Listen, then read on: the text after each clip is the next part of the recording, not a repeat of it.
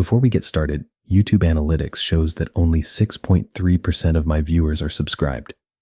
As a new and growing channel, every subscription is incredibly impactful. It's free to subscribe, and doing so not only supports the channel greatly, but also helps me reach more viewers. Your support means a lot to me.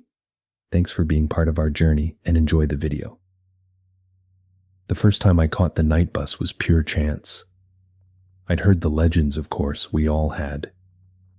Urban legends are a big thing where I live. I suspect it's partly because I hail from an unremarkable and frankly dull provincial city that has little else going for it. Kids growing up around here don't have much to do, and so their imaginations tend to run wild, with escapism being all the rage.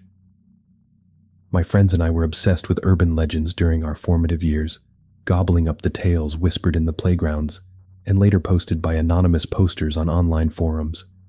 We found the legends both frightening and exhilarating, bringing excitement to our otherwise boring lives. It would be fair to say that I was quite naive back then. Some of my friends were more cynical, but I truly believed them all. The vanishing hitchhiker of Spencer Street, the South Side Troll Man, and the White Lady of Croft Manor were a few of my favorites. My friends and I took on the role of amateur sleuths, investigating every site and searching for any evidence of these legendary cryptids and otherworldly entities. To my extreme disappointment, we found nothing. No ghosts or ghouls, no monsters, and no signs of anything out of the ordinary. Eventually, I too became cynical, concluding that all such legends were just childish nonsense, and I was wasting my time pursuing them. The last bus was another of the local myths that we'd heard growing up, and I'd assumed it was bullshit like the others. But now I know better. Officially, the last bus out of the city center leaves at 11:45 from the bus depot on High Street. That's the bus which sensible people catch if they want to get home safely after a night out on the town. The pubs and clubs close at 1 a.m., and the crowds of drunken revelers pile onto the streets, fighting over taxis, queuing up for late-night kebabs, attempting a last-minute hookup, or calling up friends in search for all-night house parties. It's the same chaotic scene every Friday and Saturday night. Usually there are a couple of punch-ups and a few people who'll injure themselves by falling over drunk on the pavement. It's all depressingly predictable. The police will be called out, as will the ambulance crews, and eventually the crowds will disperse as an eerie silence returns to the darkened streets.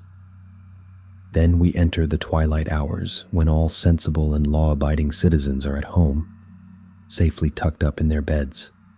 After hours, the streets are left to the vulnerable, like the homeless with nowhere else to go, forced to seek shelter in shop door fronts, wrapping their cold bodies in old sleeping bags and praying that they make it through the night.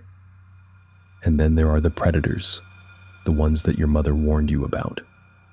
The gangs of thugs who patrol the streets, their blood up as they search for a victim to violently attack. And the predatory men who lurk in the shadows, watching for vulnerable women who they can prey upon. On a Monday morning, you'll read the stories in the local newspapers. The homeless man beaten to a pulp. The young girl sexually assaulted in a back alley. Police will open investigations and appeal for witnesses. Sometimes they'll catch the perpetrators, other times they won't. You'll have sympathy for the victims, but secretly feel relieved that it didn't happen to you or somebody you know. But in these cases, the culprits are human monsters, made of flesh and bone, and not the otherworldly fiends I tried to chase. During my cynical years, I believed these human predators were the worst thing out there, that they owned the twilight hours before the dawn. But I was wrong, and now I know the truth. There are far worse things that lurk in the shadows. The first occasion I caught the night bus came during a difficult time for me. I'd just turned 21 and had split up with my partner of 2 years. Looking back, I now see how the breakup was the best thing for both of us, but at the time I was devastated and so angry. My friends had taken me for a night out on the town in the hope it would cheer me up. A nice idea, but unfortunately it didn't work out that way. I drank way too much, starting on the beers and moving on to shots of hard liquor. We went to a club where I made several embarrassing and unsuccessful attempts to hook up. As if that wasn't bad enough, I then started a fight with my best friend, throwing a punch at him before I got thrown out of the club by the doorman, and foolishly decided to walk the streets alone in a drunken stupor. Somehow I managed to avoid getting beaten up or falling on my face and cracking my head open on the pavement. Instead, I managed to stagger to a bus shelter, not realizing in my inebriated state that the official bus service had finished for the night, and there wouldn't be another one due until morning. I remember laying down to rest on the bench, and I must have passed out because I woke up several hours later and saw the streets were empty. I was all alone, or so I thought. My heart almost jumped out of my chest when I saw the old bus driving down the street towards me, emitting black smoke from its exhaust pipe as it came, its noisy engine interrupting the previous quiet. The vehicle was partially illuminated by the streetlights, although I noted with some concern how the lamps flickered as the bus drove by them. The vehicle looked like a throwback from the 1960s, the kind of ancient tin can on wheels you'd expect to see at a classic car show. Unlike the modern vehicles we're used to, those that glide along the street quietly, this old rust bucket rattled along, noisily looking as if it could break down at any moment. But instead it kept coming, driving down the empty road and coming ever closer to my shelter.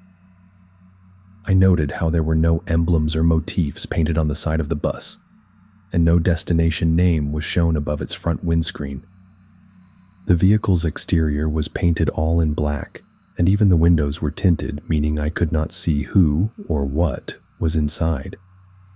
I felt a cold chill run down my spine as I recalled the details I'd heard about the last bus legend, one of those I'd read and studied during my youth.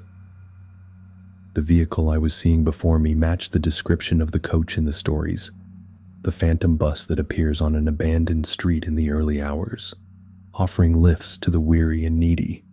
I came close to panic in that moment, wondering whether I was dreaming or suffering from a paranoid delusion. I'd spent so much of my youth chasing these legends, searching for any evidence that could prove the existence of something outside of our own reality. But now that the truth was staring me in the face, a big part of me wanted to up sticks and run. But I didn't. I don't know whether I was frozen to the spot with fear, or if my curiosity got the better of me. But I held my ground and waited for the bus to come to me. I stood up on my shaking feet as the coach pulled in beside my shelter, and despite the amount of alcohol I'd consumed, I suddenly felt quite sober. It seemed to take forever for the vehicle to park up and for the creaking old door to swing open. When it did, I was confronted by a friendly middle-aged man wearing a neat blue uniform while he sat behind the wheel, driving his bus to an unspecified location. He smiled down at me, his eyes twinkling in an amicable and welcoming fashion.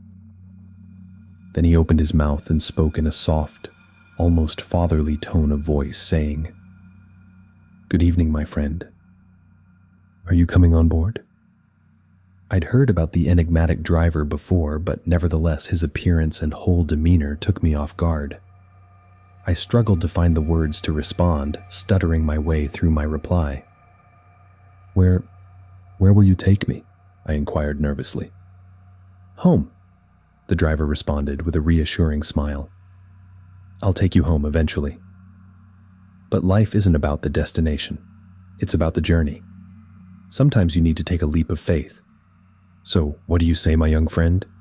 Will you ride with us?" I'll admit to being scared in that moment, terrified in fact. Somehow I realized how important this was, how the decision I made right then could shape the rest of my life. I didn't know what exactly would await me if I got on board, but I had a good idea, and it was terrifying. But if I walked away, I would never discover the truth. And so I took a deep breath, plucked up my courage, and stepped onto the bus, seeing the driver smile as the door shut firmly behind me. When I saw the bus driver up close, I sensed something sinister about him and instantly started regretting my decision. but by then it was too late. That was the first time I rode the night bus. Over the years, I've been on it 3 times in total, living to tell my tale on each occasion. Catching the phantom bus isn't as easy as you would imagine. There's no set of rules that you can follow, and no set time or location. I don't know whether it's sheer chance or if the bus itself chooses its passengers. I have, however, been able to piece together common threads, using both my own experiences and those of others who've made the journey. We have an online forum which we use to tell our stories and exchange information. It's an issue of safety, as much as anything else. The night bus can be lethal if you don't keep your wits about you. Having accumulated this knowledge over the last number of years, I will now share it with you here. Once you step on board the bus, you'll see rows of hard-backed seats stretching back to the rear of the vehicle's interior. There's nothing unusual about this, at least not at first glance. You'll see other passengers too, but you mustn't engage with them at this point, and don't look them in the eye. Take a seat on an empty bench somewhere towards the front of the bus. It doesn't really matter where exactly. They will come to you in their own time. The journey itself can last for hours. Or at least, that's what it will seem like when you're on board. You can see out the windows from the inside and look upon the scenery, such as it is. Initially, you will see familiar sights, city center streets, buildings, and businesses that you'll recognize. Nevertheless, you'll soon realize that something isn't quite right with the scene. The streets will be totally abandoned, with no traffic or pedestrians anywhere to be seen. There won't be any businesses open or lights emanating from anywhere along the road. But the further you drive out from the city center, the more bizarre the sights you will encounter. Soon, the tidy streets and well-maintained buildings will give way to urban decay, crumbling structures and ruins like those of a lost city forgotten by time. Eventually, the bus will leave the city behind and enter what appears to be a dense forest. The narrow road you will follow will be shrouded in darkness, with the only illumination coming from the vehicle's bright headlights. If you glance into the woods on either side of the road, you will occasionally catch a glimpse of shadows moving behind the tree line. Strange figures and unidentified animals with glowing red eyes glaring through the darkness. You'll see these unnerving creatures for only the briefest of seconds as the bus drives through, and then they'll be gone. At first, you'll think it's just your fertile imagination playing tricks on you. But deep down, you'll know that there is something evil lurking in those woods. By this point in the journey, it should become clear that you're no longer in the realm of the living. I don't know where the bus takes you, but I do know it's not wise to stare out the windows for too long. What lurks out there can drive you mad, and besides, your focus should be on those inside the bus, as they pose the more immediate threat. My fellow online sleuths and I think of the passengers as lost souls. It seems certain that they are no longer part of the world of the living. There's something lacking in them, an important piece that is missing. Once you talk to them, and they will engage with you, whether you want them to or not, you'll see the sadness in their empty, dead eyes. They want to latch on to you because you have what they want, life. That's why it's so important that you follow the rules.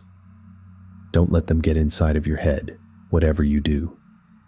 There are 6 entities you're likely to encounter once you set foot upon the bus, all of whom have their own unique traits and tricks, which they'll attempt to use against you.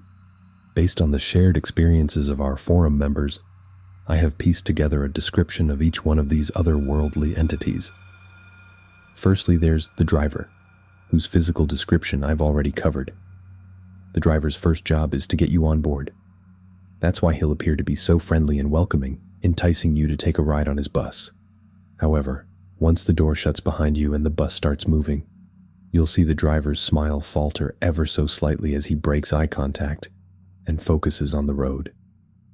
Despite this, the driver is a benign figure who plays a small but important role in the events which follow.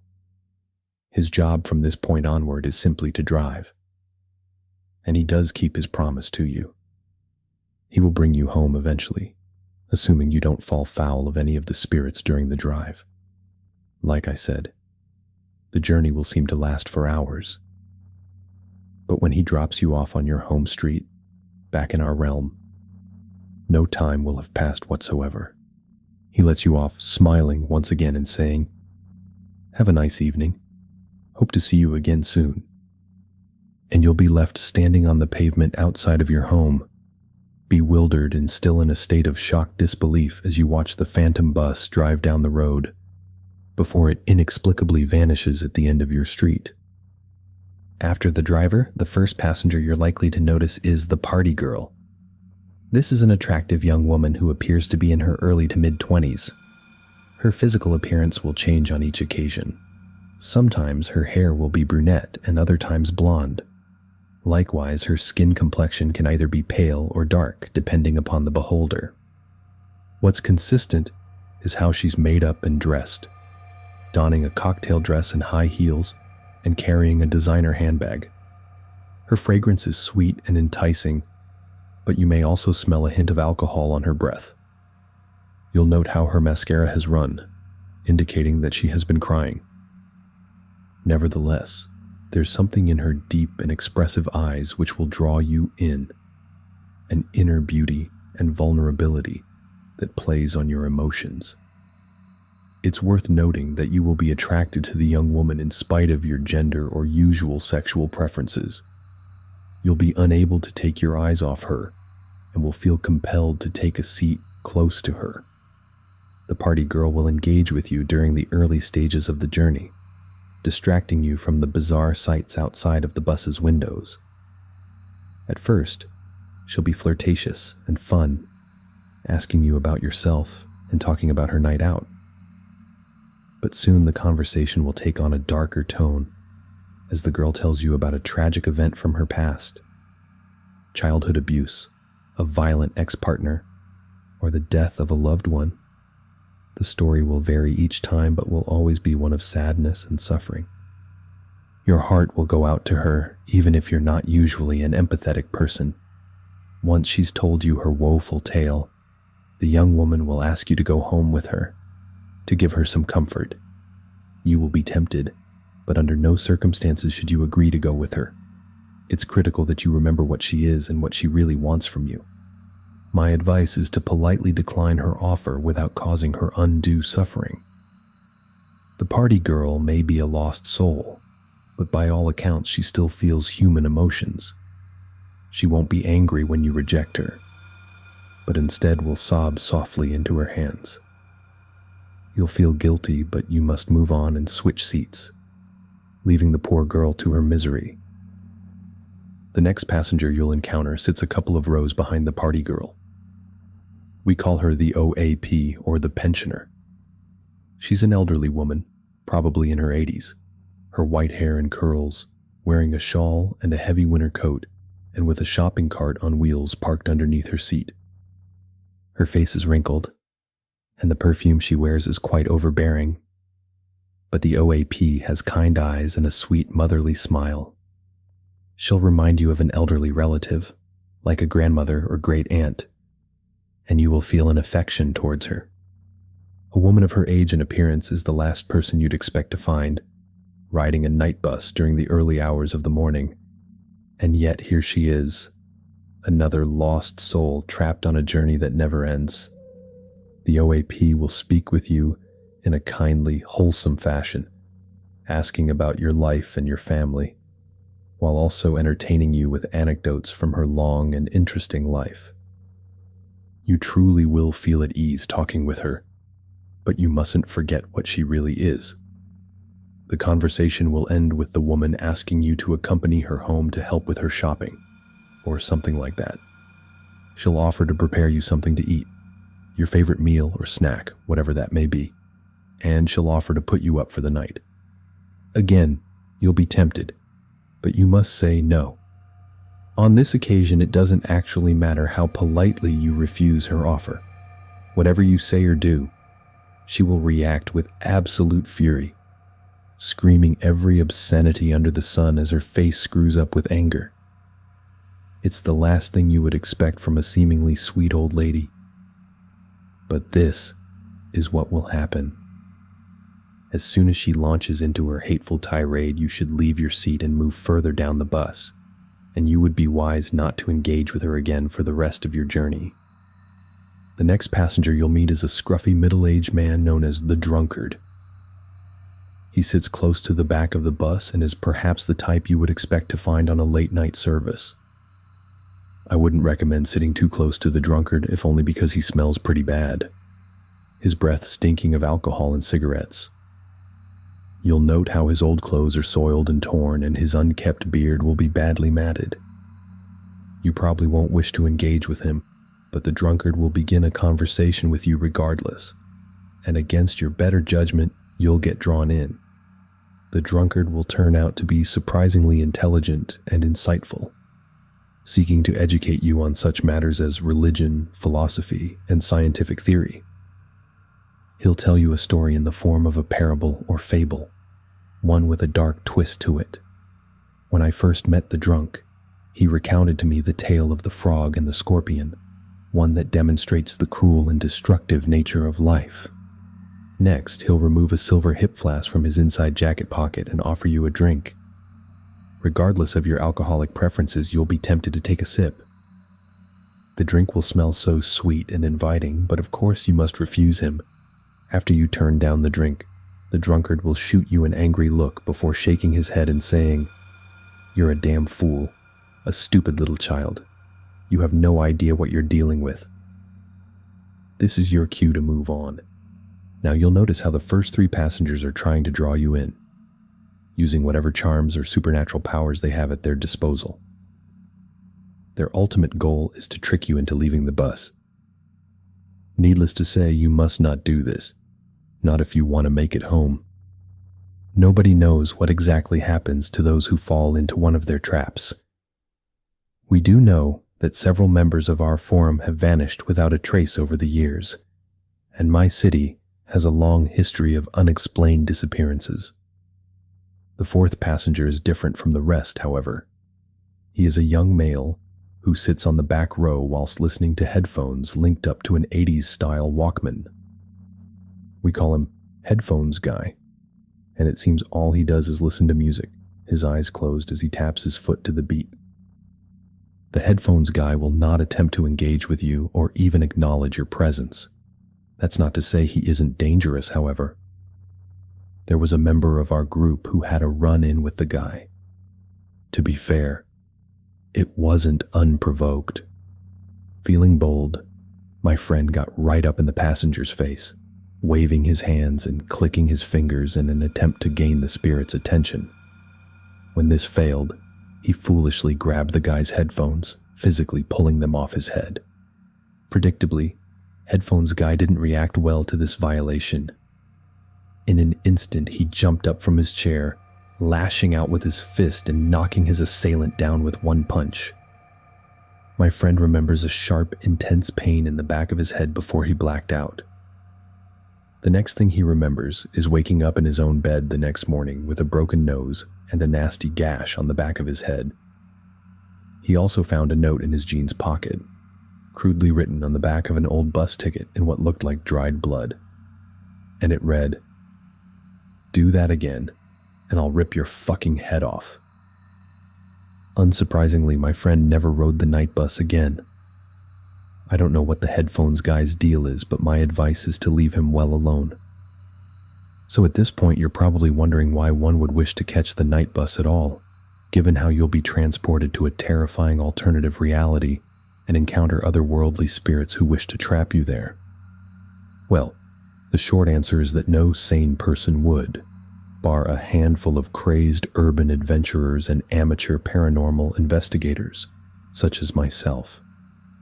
Most of those who've boarded the Phantom Coach have done so by accident, not realizing what they were getting themselves into until it was too late. And most of those who ride the bus once have no inclination to do so again. But those of us who do seek out the Phantom Coach for a second, third, or, in my case, fourth occasion, well, we have our reasons. One reason above all others, in fact. We want to see the Harbinger and ask him our one permitted question. I'll regret my first ride on the bus for the rest of my days. Although I was drunk, I had enough wits about me to see off the various tricks used by the ghouls, but I wasn't prepared for him. The Harbinger is the only passenger who isn't already riding on the bus when you first get on. He comes later, after you've negotiated your way through the ghostly entities, and you think the worst is behind you. The first thing you'll notice is the burning cross mounted on top of darkened hillside, overlooking the road on the left-hand side. I remember the first time I saw that foreboding symbol, and the immense fear I felt, as I knew something bad was coming. A moment after I spotted the cross, I was shocked to see the bus was slowing down, pulling over to the side of the road and parking up in a lay-by. Next, the driver operated the swing door at the front of the bus, opening it to whatever lay on the other side. The terror almost overwhelmed me as I thought of the horrors that lurked within the Shadowlands, of the creatures and demons hiding in the haunted woods and hillsides. I recall looking to the other passengers, somehow hoping these devious spirits would offer me some protection from whatever was coming, but instead their heads were down, as they all maintained a solemn silence. Realizing I was on my own, I glanced out the window to witness a sight which chilled me to my very bones. There was a small covered shelter by the roadside, almost covered by overgrown vegetation and only just visible in the dim light. And, within this seemingly abandoned bus shelter, stood a tall, hooded figure. A sinister individual with his face covered and his considerable frame hidden underneath a long and dark robe. The mystery man remained still and silent, although I soon spotted the animal by his side, a large black dog that snarled aggressively through a snout filled with razor-sharp teeth as it glared at me with hungry and predatory eyes, only a thin glass pane separating me from him. I imagined the hound breaking loose, ascending the steps and charging down the aisle, before burying its razor-sharp fangs into my soft flesh.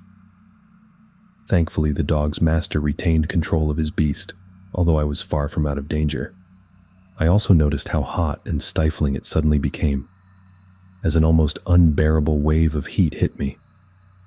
Meanwhile, the bus remained parked for what seemed like an eternity, its door ajar as the driver waited to see whether his passenger would get on. Now, I've since learnt that the hooded figure we call the Harbinger will do one of two things at this point. Either he will remain rooted to the spot until eventually the driver will say something like, "Well, not tonight then," before he closes the door and drives on. From what I've been able to gather from both my own experiences and those of my contemporaries, this is what happens most of the time. 2 times out of 3. The Harbinger won't step out from the bus shelter, and that will be the end of it. But sometimes he will step forward, marching through the mud in his heavy boots while dragging his hellhound along on a leash, and he'll come on board the bus, prompting the driver to say, "Good evening, sir. I trust you'll have a pleasant journey." The Harbinger will not answer, instead gliding down the aisle with his faithful mutt following behind him. He'll take a seat near the front of the bus, pulling down his hood to reveal what lies underneath. To this day, I can't fully explain what I saw in that terrifying moment. It seemed like there was only a dark void where his face should be, with 2 burning orbs instead of eyes. He had no mouth that I could see, and so by rights he shouldn't have been able to speak. And yet he did, calling out to me in a booming, godlike voice which echoed through the hollow interior of the bus. "Come to me, mortal child," he ordered. "Come sit with me so we may speak." As you can imagine, I was utterly terrified in this moment. So much so that I thought I might pass out. But for reasons I can't explain, I obeyed the Harbinger's orders, feeling like I physically could not resist him, and as if my legs were no longer under my control. I remember looking to the other passengers as I walked down the aisle, hoping that one of them could help me. But each of the 4 kept their heads down as they muttered in unison, reciting a prayer in a language I could not understand. It became obvious that the Harbinger held power over these lost souls, and they were all trapped under his spell. Perhaps they were once like us, falling victim to the phantom bus and the Harbinger's godlike powers. In any event, they offered me no assistance in that fateful moment, and I soon realized I was completely at the Harbinger's mercy. I involuntarily took a seat in the row directly behind the Harbinger. His head turned in an unnatural way to face me as his dog snarled aggressively in my direction, but thankfully resisted the urge to bite me in the leg. I can't really describe how the Harbinger smelt, other than to say he stank of death. The fiery orbs he had instead of eyes stared right at me, and I couldn't look away, no matter how much I tried. I felt like I was on fire, my soul burning under his hateful glare. In my state of abject terror, I imagined what this monster might do to me. I reckoned he could kill me with ease, but this was the least of my fears.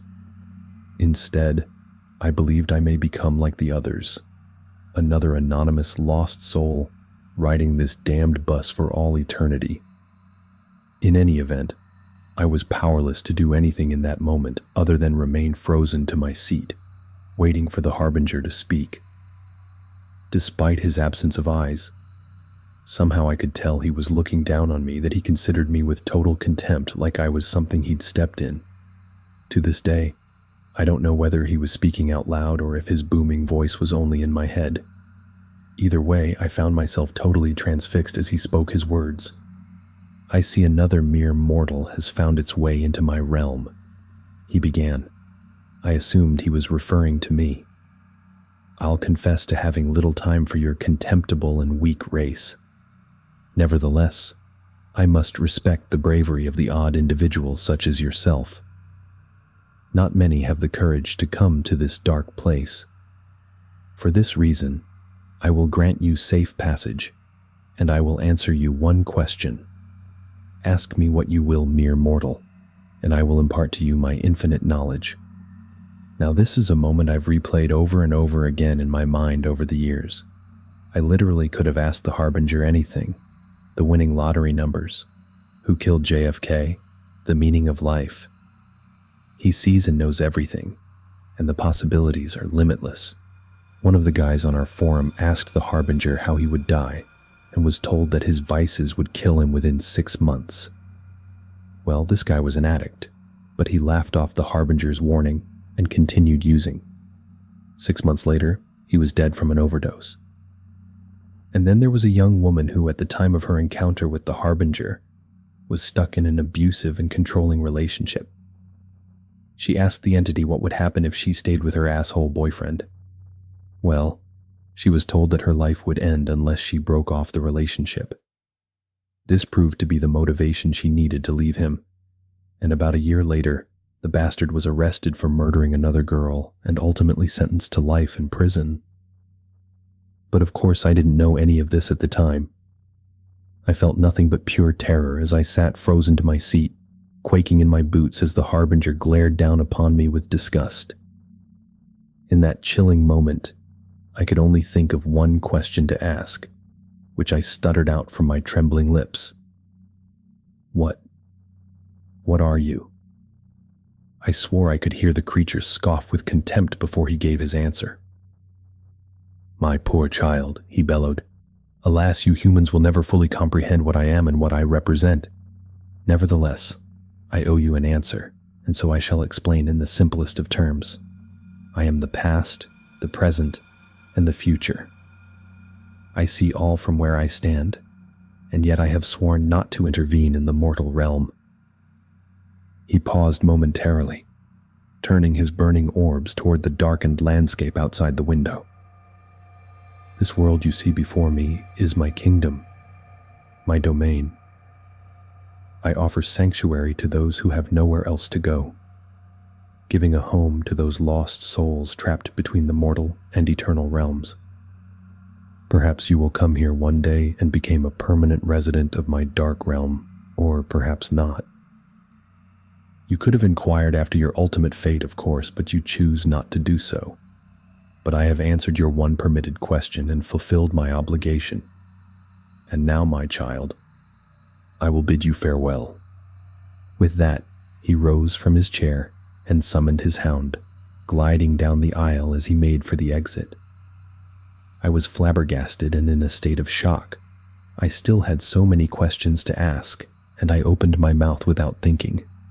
"Wait," I called after him, instantly regretting my decision to speak. The harbinger turned sharply, his orb-like eyes burning ever fiercer, his hound growling as it bared its sharp teeth, pulling on its lead as it tried to get at me. When the harbinger spoke again, his tone became angry and threatening. "Heed my warning, you damn fool. I have tolerated your presence in my realm thus far, but do not test my patience. I can inflict pain upon you which goes beyond your worst nightmares, and I will not hesitate to do so if you break my rules again." I felt all the blood drain from my face, and my whole body shook uncontrollably as sheer terror overcame me. Needless to say, I did not utter another word. Instead, I watched on in shocked awe as the harbinger glided down the aisle, dragging his snarling hellhound with him. The driver brought the bus to a slow halt to allow the godlike creature to disembark. I began to feel pangs of relief as I thought my ordeal was nearly over. But there was one last twist to his macabre episode. As the harbinger stepped off the coach, my fellow passengers suddenly shot up from their seats, all simultaneously turning in my direction. To my horror, I saw how their eyes had turned jet black, and their mouths were opened wide, revealing gaping black holes. It seemed like they were all trying to scream, and yet no sound was emitted. And then I saw what was lurking in the darkened woods on either side of the road. Hundreds of fiery red eyes emerging from the tree line, belonging to unholy beasts that howled like wolves in the night, everyone focused upon our bus. I screamed out in terror, fearing that the harbinger had changed his mind and was summoning his hellish minions to tear me to pieces. The howling rapidly increased in volume, becoming so loud that I was near deafened. What happened next remains something of a blur in my memory.